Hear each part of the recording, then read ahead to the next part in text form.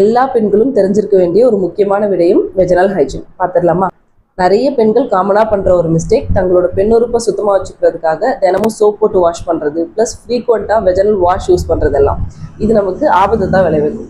ஏன் doctor soap use பண்ணுறதால என்ன பிரச்சனை, க்ளீனாக தானே ஆக போகுதுன்ற உங்களோட சந்தேகம் எனக்கு புரியுது. பட் நான் முன்னாடி வீடியோலையும் சொல்லியிருப்பேன், நம்மளோட உடலுங்கிறது தன்னோட ஒவ்வொரு துவாரங்கள்லையும் ஒரு பாதுகாப்பு அரணை வச்சிருக்கும். அதே போலதான் நம்மளோட பெண் உறுப்புகள்லையும் அதை பாதுகாக்கிறதுக்காக 3 முக்கியமான விஷயங்களை வச்சிருக்கும். அதுல 1 நேச்சுரல் செக்ரீஷன், 2வது அதோட pH பேலன்ஸ், அதோட அமிலத்தன்மை, 3வது அங்க இருக்கிற நன்மை செய்யும் பாக்டீரியாக்கள். அப்ப இந்த 3மே ஒரு சரியான கட்டமைப்புல வெளியிலிருந்து ஒரு நுண்கிருமிகள், அதாவது இன்ஃபெக்டிவ் ஏஜென்ட்ஸ் உள்ள வரும்போது அதை தடுத்து அது பெருக விடாம அங்கேயே அதை அழிச்சு நமக்கு ஒரு பாதுகாப்பாரனா செயல்பட்டுட்டு வருது.